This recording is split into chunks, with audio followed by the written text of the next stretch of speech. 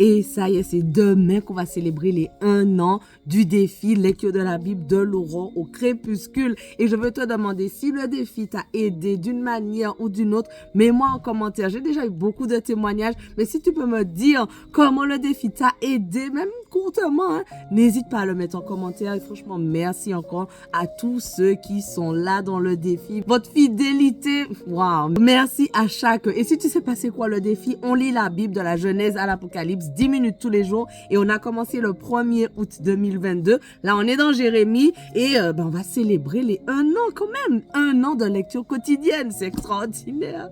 Merci Seigneur vraiment parce que ta parole, elle est vivante. Merci Seigneur parce que tu nous parles, tu nous fais du bien. Merci encore pour tous ceux qui sont là avec moi dans ce défi. Merci pour tout ce que tu as pu nous dire, toutes les promesses que tu nous as rappelées. Et je prie Seigneur que tu nous aides encore à comprendre le passage du jour au nom de Jésus. Amen. Alors, c'est parti. On continue dans Jérémie 30, verset 23. Voici que la tempête de l'Éternel se lève, sa fureur se déchaîne, l'orage tourbillonne, il s'abat sur la tête de ceux qui font le mal. La colère de l'Éternel ne se calmera pas avant qu'il ait agi et qu'il ait accompli les desseins de son cœur dans les jours à venir. Vous vous en rendrez compte. Jérémie 31. En ce temps-là, l'Éternel le déclare, « Moi, je serai le Dieu de toutes les familles d'Israël, et ces familles seront mon peuple. » Voici ce que déclare l'Éternel, « Le peuple qui a échappé au tranchant de l'épée obtiendra ma faveur dans le désert. Je vais faire jouir Israël du repos. » Dès les temps reculés, l'Éternel lui est apparu et lui a dit, « D'un amour éternel, je t'aime, c'est pourquoi je t'attire. Par l'affection que je te porte, je te rebâtirai. Alors tu seras rebâti ô communauté d'Israël. Tu porteras encore tes tambourins et tu t'avanceras au milieu de la danse des gens en liesse. Oui, de nouveau, tu planteras des vignes sur les coteaux de Samarie. Ceux qui les planteront en cueilleront les fruits, car il viendra le jour où les gardes crieront sur les monts d'Éphraïm, allons et montons à Sion vers l'Éternel, lui, notre Dieu. Car voici ce que l'Éternel déclare, poussez des cris de joie en l'honneur de Jacob, éclatez d'allégresse pour la première des nations, clamez fort vos louanges en disant l'Éternel a délivré son peuple, tous ceux qui restent d'Israël, je les ramènerai de la terre du nord, je les rassemblerai des confins de la terre, et il y aura parmi eux l'aveugle et le boiteux, la femme encore enceinte et celle qui enfante. C'est une foule immense qui reviendra ici. Ils reviendront en pleurs avec des supplications. Je les ramènerai et je les conduirai vers les cours d'eau par un chemin bien aplani où ils ne trébucheront pas, car je serai un père pour Israël et Éphraïm sera mon premier-né.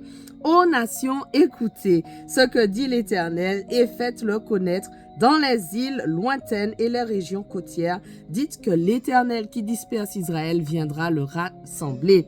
Il veillera sur lui comme un berger sur son troupeau, parce que l'Éternel délivrera Jacob et le libérera d'un ennemi plus fort que lui. Les voici qui reviennent avec des cris de joie sur la colline de Sion. Ils affluent vers les biens que l'Éternel a préparés pour eux, le blé, le vin nouveau et l'huile, les moutons et les bœufs. Leur vie sera comme un jardin bien arrosé et ils n'auront plus de chagrin. Alors les jeunes filles danseront dans la joie, de même que les jeunes gens et les vieillards. Et je transformerai leur deuil en allégresse, je les consolerai de leur chagrin. Oui, je les réjouirai, je comblerai les prêtres de la graisse des viandes. Mon peuple se rassasiera des biens que je lui offrirai, l'Éternel le déclare.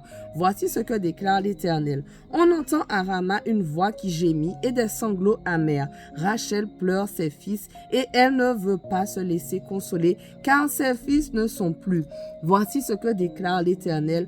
Retiens-toi de pleurer, ne verse plus de larmes. Voici que ton labeur aura sa récompense. L'Éternel le déclare et tes fils reviendront du pays ennemi. Il y a pour tes descendants une espérance. L'Éternel le déclare. Tes enfants reviendront dans leur pays. J'ai très bien entendu Éphraïm qui gémit qui dit, tu m'as châtié et j'ai été châtié comme un veau indompté, mais fais-moi revenir à toi afin que je revienne, car tu es l'Éternel mon Dieu. Je m'étais détourné, mais à présent je le regrette. Éclairé sur mes fautes, je me lamente sur moi-même. Je suis confus, j'ai honte, car je porte le poids de tout ce que j'ai fait dans ma jeunesse et qui n'était guère honorable. Éphraïm est pour moi un fils que je chéris et un enfant que j'affectionne. Chaque fois que j'en parle, je me souviens encore plus vivement de lui. Mon cœur est en émoi. J'aurai pour lui beaucoup de compassion. L'Éternel le déclare. Dresse-toi des signaux. Balise ton parcours et fais bien attention aux sentiers et aux chemins que tu empruntes. Reviens aux communautés d'Israël. Oui, reviens dans tes villes. Jusqu'à quand tourneras-tu dans tous les sens une fille rebelle? L'Éternel va créer de nouveau sur la terre. Maintenant, c'est la femme qui entourera le héros.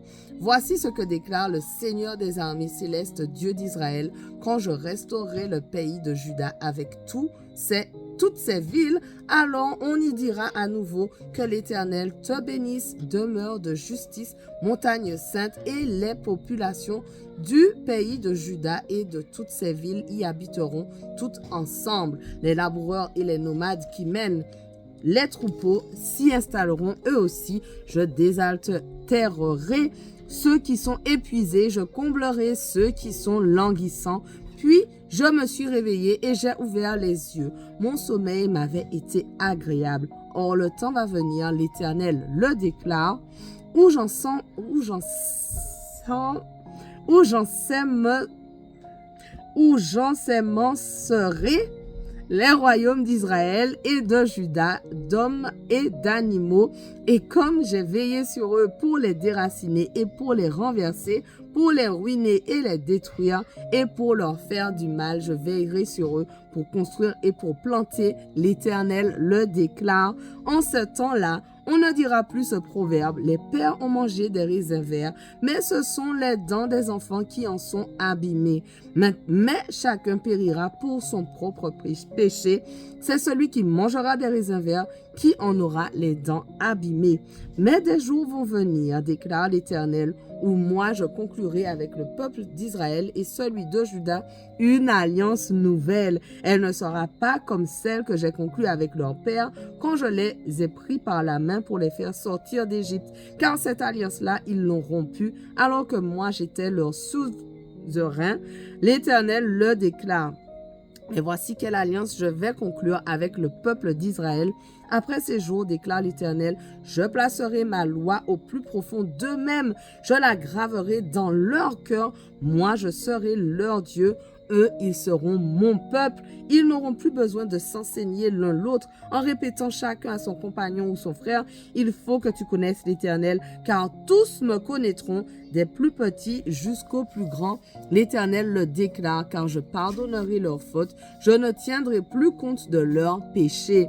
Voici ce que déclare l'Éternel, qui place le soleil pour éclairer le jour et qui a établi les lois qui règlent la course de la lune et des étoiles pour éclairer la nuit, qui agite la mer et fait mugir ses flots, et qui a pour nom l'Éternel, le Seigneur des armées célestes. Il faudrait que ces lois soient supprimées par devant moi, déclare l'Éternel, pour que la descendance d'Israël cesse aussi pour toujours d'être une nation devant moi.